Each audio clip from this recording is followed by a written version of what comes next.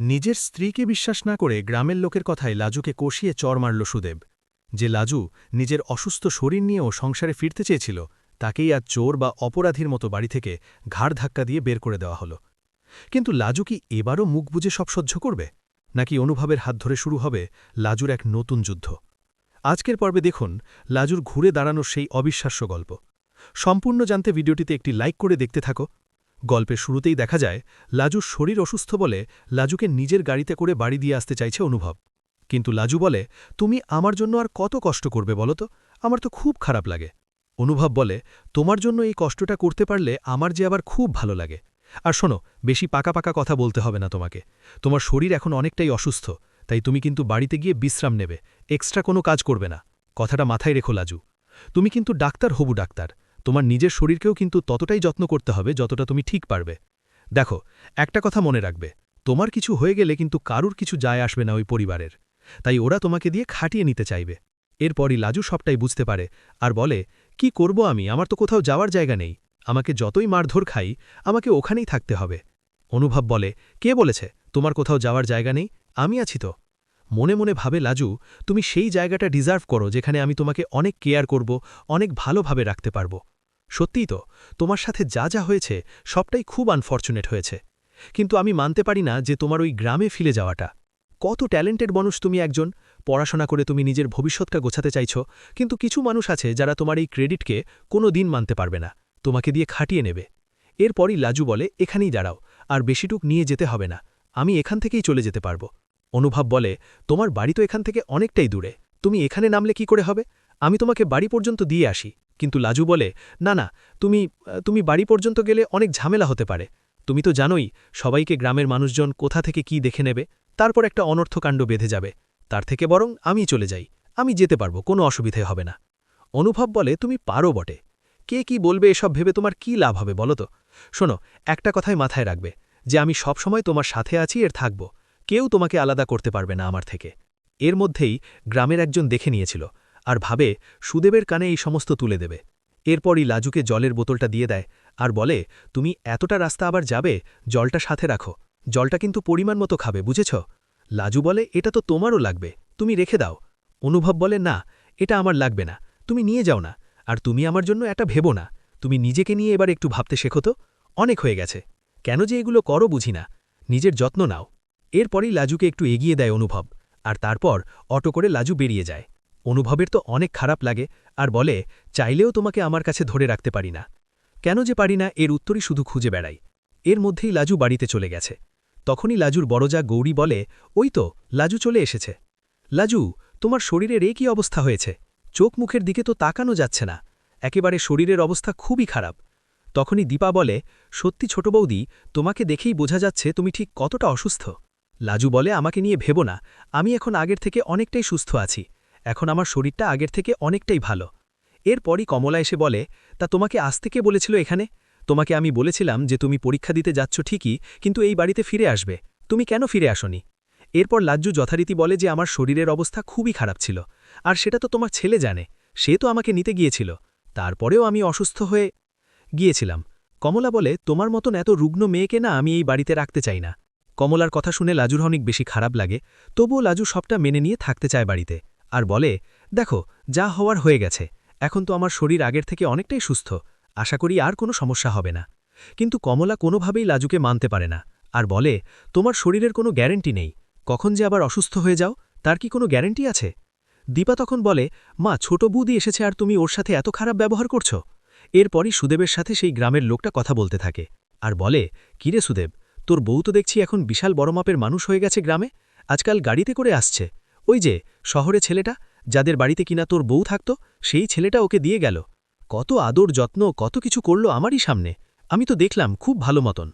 সুদেব বলে, মুখ সামলে কথা বলো, তুমি তুমি জানো তুমি কার সম্পর্কে কি সমস্ত কথা বলছো? তখন সেই গ্রামের লোকটা বলে, আরে বাবা, তোর কি আমার কথা বিশ্বাস হচ্ছে না? তুই এক কাজ কর, তুই তোর বউকে গিয়ে জিজ্ঞেস কর, অবশ্য সে উত্তর হয়তো দেবে না। আচ্ছা, যদি তাদের মনের মধ্যে কোনো পাপই না থাকতো, তাহলে সেই ছেলেটা গাড়ি করে এতদূর এলো, তারপর লাজুকে কেন এইভাবে অটোতে তুলে দিল? কেন সে বাড়ি পর্যন্ত নিয়ে গেল না? কিসের জন্য? কিসের ভয় সে পেয়েছিল? এরপর সুদেব বুঝতে পারে যে যেই কথাগুলো বলছে সেগুলো বাজে ইঙ্গিতে বলছে। লাজুকে গিয়ে সে জিজ্ঞেস করবে, এরপর লাজু বলে, তোমার ছেলে যদি আমাকে নিয়ে আসতো সেদিন তাহলেই তো হয়ে যেত, কিন্তু ও বলল 2 ঘন্টার বেশিও থাকতে পারবে না, তাই আমাকে তো 2 ঘন্টার বেশি থাকতেই হতো। কমলা বলে, এই শোনো মেয়ে, আমার না তোমার সাথে এসব কথা বলার কোনো ইচ্ছাই নেই, তোমার যা ইচ্ছা তুমি করো গিয়ে যাও। অন্যদিকে মনে মনে একটা কথাই ভাবছিল সুদেব, আজকে লাজুকে গিয়ে সবটা বলবে আর লাজুকে উচিত শিক্ষা দেবে। যথারীতি বাড়িতে এসে জিজ্ঞেস করে, হ্যাঁ রে, তুই একা একা এলি? লাজু যথারীতি বলে হ্যাঁ, কিন্তু সুদেব বুঝতে পেরেছিল লাজু মিথ্যে কথা বলছে, তাই কষিয়ে সপাটে এক চড় মারে। যা দেখার পর দীপা, গৌরী আর কমলা তিনজনাই পুরো অবাক হয়ে যায়। লাজু তখন বলে, তুমি আমার গায়ে হাত তুললে কেন? এটা কিন্তু তুমি ঠিক করলে না। সুদেব বলে, বেশ করেছি, প্রয়োজন পড়লে আবারও মারব, কিন্তু তুই এই অন্যায়গুলো কেন করিস? কিসের জন্য করিস? বল, তুই কেন মিথ্যে কথা বললি? তুই তো এসেছিলিস ওই লোকটার গাড়িতে করে, তারপরেও তুই মিথ্যে কথা বললি কেন? এরপরে কমলা বলেছিলাম না, আমার ছেলেটা হচ্ছে বোকাশোকা, ও কলকাতায় ওর বউকে পড়তে দিয়ে নিজের বিপদ নিজেই ডেকে এনেছে। তখনই দীপা বলে, ছোটদা, তুই বৌদির গায়ে হাত তুললি কেন? তুই তো নিজে যাসনি আনতে, তার উপরে যদি আবার কেউ দিয়ে যায় সেটা নিয়ে অশান্তি করছিস। এরপরই সুদেব বলে, বেশ করেছি, যা করেছি একদম ঠিক কাজ করেছি। তখন লাজু বলে, তোমার যদি মনে হয়ে থাকে তুমি এটা ঠিক করেছ, তাহলে আমি আর এই বাড়িতে থাকব না, আজই আমি সমস্ত সম্পর্ক শেষ করে এখান থেকে চলে যাব। কমলা বলে, জানতাম তো তুমি এমনটাই করবে, এই জন্য সুদেব তোকে বলেছিলাম বউকে পড়তে পাঠাস না, শুনলি না আমাদের কথা? দেখ, এখন শিক্ষা হলো তো। লাজু ভাবে এইভাবে আর চলতে পারে না, একটা না একটা সময় তাকে তো বেরোতেই হতো, তাই আজই সে বেরিয়ে যাবে, আর কোনো রকমের কোনো বাধা বিপত্তি সে শুনবে না।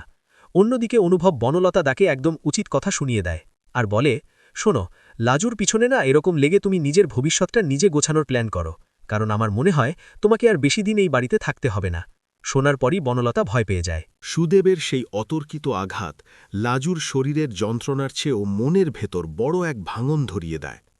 দীপা, গৌরী আর কমলার সামনে লাজু যখন অপমানে কুঁকড়ে যাচ্ছিল, তখন সুদেবের চোখে সে কোনো অনুশোচনা দেখতে পায় না, বরং দেখতে পায় এক অদ্ভুত সন্দেহের বিষ।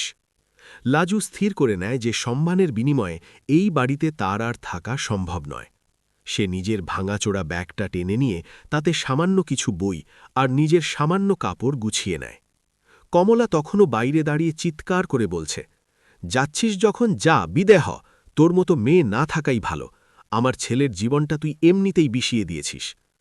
লাজু কোনো উত্তর না দিয়ে চোখের জল মুছে সোজা সদর দরজা দিয়ে বেরিয়ে পড়ে। তার কানে তখনও বাজছে সুদেবের সেই কটু কথাগুলো। গ্রাম ছাড়িয়ে বড় রাস্তায় যখন সে পৌঁছায়, তখন তার শরীরের দুর্বলতা চরমে উঠেছে, কিন্তু মনের জেদ তাকে থামতে দেয় না। সে তার ভাঙা ফোনটা বের করে অনুভবকে ফোন করে। অনুভব তখন বাড়িতে বসে বনলতার ষড়যন্ত্র নিয়ে ভাবছিল। ফোনের ওপাশে লাজুর কান্নামাখা কণ্ঠ শুনে তার বুকটা কেঁপে ওঠে। লাজু শুধু বলে, অনুভব, আমি বেরিয়ে এসেছি, আমি আর পারছি না, তুমি কি আমায় নিতে আসবে? অনুভব এক মুহূর্ত দেরি না করে নিজের গাড়ি নিয়ে বেরিয়ে পড়ে। অন্ধকার রাস্তা চিরে অনুভবের গাড়ি যখন লাজুর সামনে এসে দাঁড়ায়, তখন লাজু প্রায় জ্ঞান হারানোর অবস্থায়। অনুভব দ্রুত গাড়ি থেকে নেমে লাজুকে ধরে ফেলে আর বলে, পাগল হয়ে গেছিস? এই শরীরে এই রাতে কেউ বেরোয়? আমি আছি তো। লাজু, তোমার কিচ্ছু হবে না। অনুভব লাজুকে নিয়ে শহরে নিজের বাড়িতে ফিরে আসে, কিন্তু সেখানে আর এক যুদ্ধ শুরু হয়। বনলতা দরজায় দাঁড়িয়ে বিষাক্ত হাসি দিয়ে বলে, বাহ, শেষমেশ এই রাস্তার মেয়েটাকে তুলে আনলে। অনুভব, লজ্জা শরম সব বিসর্জন দিলে তো? অনুভব শান্ত স্বরে বলে, মা, ও কোনো রাস্তার মেয়ে নয়, ও একজন হবু ডাক্তার, আর আজ থেকে ও এই বাড়িতেই থাকবে। ওর পড়াশোনা শেষ না হওয়া পর্যন্ত আমি ওর দায়িত্ব নিলাম। বনলতা অনেক বাধা দেওয়ার চেষ্টা করে, কিন্তু অনুভব স্পষ্ট জানিয়ে দেয় যদি লাজুকে এখানে থাকতে না দেওয়া হয় তবে সেও এই বাড়ি ছেড়ে চলে যাবে। ছেলের কঠোর অবস্থান দেখে বনলতা সাময়িকভাবে চুপ হয়ে যায়, তবে তার মনে কুটিল বুদ্ধি ঘুরতে থাকে। অন্যদিকে গ্রামে সুদেব লাজু যাবার পর প্রথমে খুব রাগী থাকলেও রাত বাড়ার সাথে সাথে নিজের ভুল বুঝতে শুরু করে। সে বুঝতে পারে গ্রামের ওই লোকটার কথা শুনে সে খুব বড় অন্যায় করেছে। দীপা সুদেবকে ধিক্কার দিয়ে বলে, ছোটদা, তুই মানুষ নামের কলঙ্ক। যে মেয়েটা তোর জন্য সব ছেড়ে এই গ্রামে পড়েছিল, তাকে তুই বিনা দোষে চড় মারলি। সুদেব অস্থির হয়ে অনুভবদের বাড়ির দিকে রওনা দিতে চায়, কিন্তু কমলা তাকে আটকে রাখে। ওদিকে শহরে অনুভবের নিবিড় যত্নে লাজু ধীরে ধীরে সুস্থ হয়ে ওঠে। অনুভব লাজুকে বলে, লাজু, কাল থেকে তোমার কোচিং আর ক্লাস আবার শুরু হবে। তোমাকে ভেঙে পড়লে চলবে না। মনে রাখবে, তোমার এই সাফল্যই হবে ওই লোকগুলোর গালে সবচেয়ে বড় চড়। লাজু নতুন করে বাঁচার স্বপ্ন দেখতে শুরু করে। সে পড়ার টেবিলে দিনের পর দিন রাত কাটাতে থাকে। অনুভবের অনুপ্রেরণায় সে নিজেকে তৈরি করে। এদিকে বনলতা তলে তলে সুদেবকে খবর পাঠায় যেন সে এসে লাজুকে জোর করে নিয়ে যায়। একদিন সুদেব অনুভবের বাড়ির সামনে এসে হাজির হয় এবং লাজুকে নিজের সাথে নিয়ে যেতে চায়। কিন্তু লাজু আজ আর সেই ভীতু মেয়েটি নেই। সে সুদেবের সামনে দাঁড়িয়ে দৃপ্ত কণ্ঠে বলে, সুদেববাবু, যেদিন আপনি আমার গায়ে হাত তুলেছিলেন সেদিনই আমাদের সম্পর্ক শেষ হয়ে গেছে। আমি কোনো অশিক্ষিত সন্দেহভাজন লোকের সাথে জীবন কাটাতে চাই না। আমি এখন আমার ক্যারিয়ার গড়ব। সুদেব অনেক ক্ষমা চায়, অনেক কাকুতি মিনতি করে, কিন্তু লাজু অটল থাকে। অনুভব সুদেবকে বুঝিয়ে বলে, সুদেব, ভালোবাসা মানে শাসন নয়, বিশ্বাস। তুমি সেই বিশ্বাস হারিয়েছ, তাই এখন লাজুকে ওর নিজের মতো বাঁচতে দাও। সুদেব শূন্য হাতে ফিরে যায়। মাস কয়েক পরে লাজু তার ডাক্তারি পরীক্ষায় অসাধারণ ফল করে। তার নাম চারিদিকে ছড়িয়ে পড়ে। গ্রাম থেকেও মানুষ তার কথা জানতে পারে। যারা একসময় তাকে অবহেলা করেছিল তারা আজ গর্ব করে বলে, লাজু আমাদের গ্রামের মেয়ে। বনলতাও নিজের ভুল বুঝতে পারে। যখন লাজু অসুস্থ বনলতার সেবা করে তাকে সুস্থ করে তোলে। লাজু প্রমাণ করে দেয় যে প্রতিভাকে কেউ চেপে রাখতে পারে না, আর ভালোবাসা ও সম্মান যেখানে নেই সেখানে থাকা মানে নিজের অস্তিত্বকে অস্বীকার করা। অনুভব আর লাজু এক সুন্দর আগামীর দিকে এগিয়ে যায়, যেখানে সন্দেহ নেই, আছে শুধু অগাধ ভরসা আর স্বপ্ন জয়ের আনন্দ। শেষ পর্যন্ত লাজু একজন সফল ডাক্তার হয়ে গ্রামের সেই গরিব মানুষগুলোর সেবায় নিজেকে উৎসর্গ করে, যারা একদিন তাকে তাড়িয়ে দিয়েছিল। আর অনুভব ছায়ার মতো সব সময় তার পাশে থেকে যায়। এইভাবেই লাজুর জীবনের এক নতুন অধ্যায় শুরু হয়, যেখানে সে আর অসহায় কোনো গৃহবধূ নয়, বরং এক স্বাবলম্বী তেজস্বী নারী হিসাবে প্রতিষ্ঠিত হয়।